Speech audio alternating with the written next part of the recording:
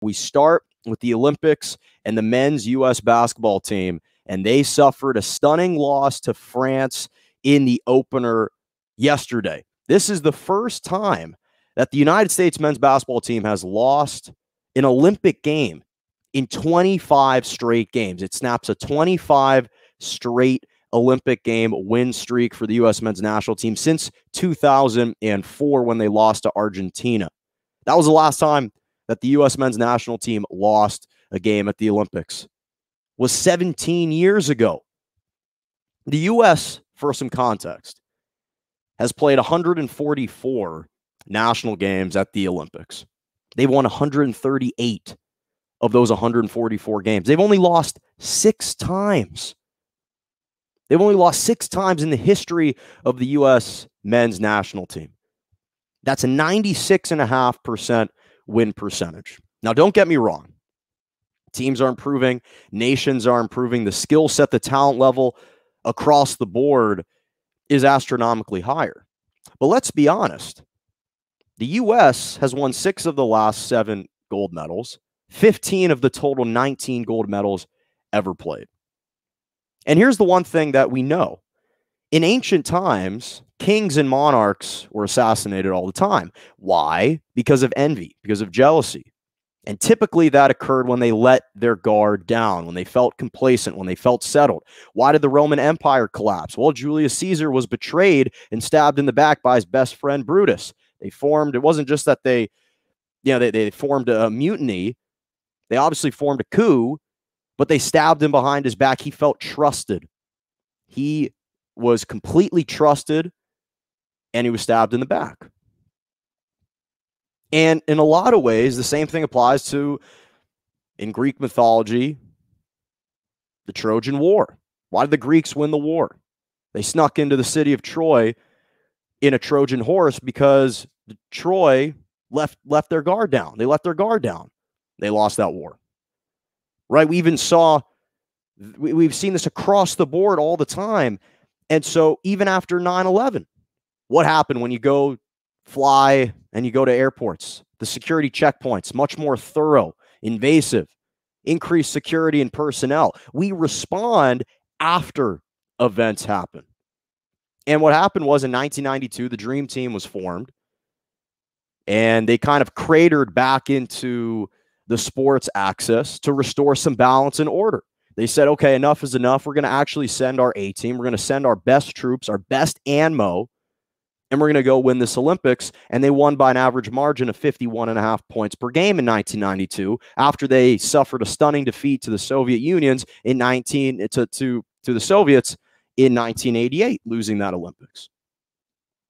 And so that's what happens when you have such dominance and you experience such dominance for an extended period of time. You naturally let your guard down. This isn't a matter of being unpatriotic or lacking nationalism and a passion and appreciation for your country. I have no doubt that all of these guys that were sent out there for the U.S. men's national team, they care about winning the Olympics. They wouldn't fly across the globe to Tokyo if they just wanted to mail it in, if they just wanted to pack it in. But when we lost in 2004, that was a wake-up call, because now we formed the Redeem Team with LeBron and Kobe and D. Wade and Chris Paul and Chris Bosh and Carmelo Anthony. Why? To show the world that we're not messing around, to restore balance, to restore order. And what it showed is that we can't send our B team, our C team to these Olympics and expect to win. We can't do that anymore. It requires us to send our A team, and it's not for a lack of talent. You look at this roster yesterday, and the best player on the floor should have been on the U.S. team. And instead, it was a French guy who plays in the NBA, Evan Fournier, who looked like an NBA All-Star, dropping 28 points. The U.S. was well-positioned to win this game. They led by 10 early in the first half. They led by 7 down the stretch in the fourth quarter. And for the second time against France in 2 years that they've played, they blew a 7-point lead down the stretch. Zach LaVine missed a wide-open 3. Offensive rebound. KD misses a 3. Drew Holiday misses a 3 on the final possession. They had ample opportunities to get shots up to win this game, and they couldn't hit shots down the stretch. How did the U.S. lose to France in the 2019 FIBA World Cup? They led 74-67 midway through the fourth quarter and then gave up a 22-5 run to close the game. How did they lose last night? They led 74-67 midway through the fourth quarter, down the stretch of the fourth quarter, and they gave up a 16-2 run to close the fourth. And so for the second straight year, they blew, or the second straight meeting against France, they blew a golden opportunity. Now, again, this isn't the end-all, be-all. They still have Iran. They still have the Czech Republic to advance out of their group.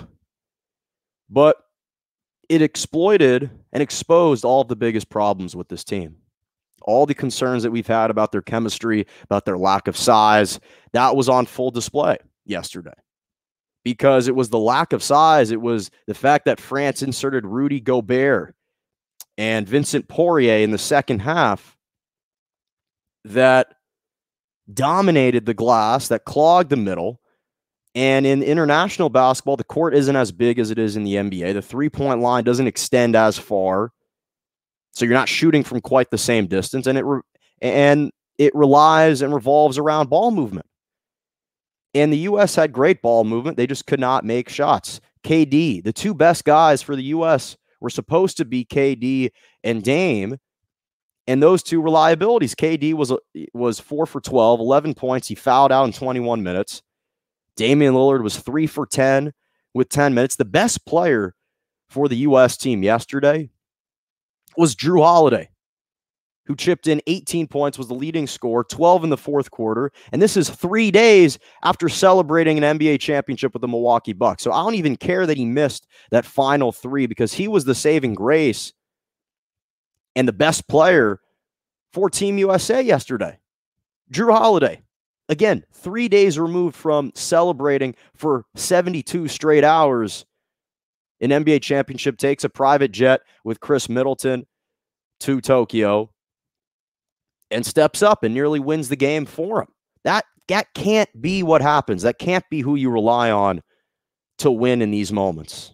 And that's no knock on him because, again, I don't care that he missed the final shot. He'd been so productive up until that point that I'm giving him a pass. He just won an NBA title. The mere fact that he's there in Tokyo is impressive and should be commended. So when I think back to this game, the United States, they went on a cold stretch of 4.5 minutes in the fourth quarter, not scoring a single point. As I alluded to, the final offensive possession, they had 5 open shots, and they couldn't capitalize. And so, obviously, they got to shoot better, but they can't let Evan Fournier look like a Hall of Fame NBA player dropping 28 points. He hits that fall-away three. Again, they led by 7, and then they give up back-to-back threes. It's a 1-point game. Then Evan Fournier hits a fall-away to give France a 2-point lead that they never relinquished or surrendered, and that was the end of the game. And I don't want to totally absolve Greg Popovich either because his track record as the Olympic coach taking over for Mike Krzyzewski isn't great. This is his first go-around as well at the Olympics. So he's got some coaching that he's got to continue to do better. But at the same time, the players have to be more prideful and understand, hey, you're not just going to wake up and roll over these teams. And they got to be able to shoot the ball better because that's what they're built on, is on their athleticism, is on their shooting. That's the only way they're going to win these games. Because they're going to be out-rebounded practically every single game. The margin was +6 for France yesterday, and they just didn't have it. They just didn't have it. But again, so it's embarrassing.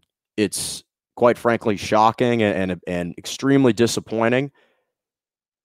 And perhaps it is a little bit of a referendum on, hey, U.S. doesn't want to send their best guys, even though we have more than enough talent to withstand an Evan Fournier and a DeColo and a Rudy Gobert and a Nick Batum, who's 36 off the bench, and a Timofey Luwawu-Cabarrot. We should have enough ammo to offset that. But with that being said, they still have an opportunity to advance into the medal stage out of this group stage. They got Iran, they got Czech Republic. If they win out those 2 games, they should still advance. But again, the road is much more difficult.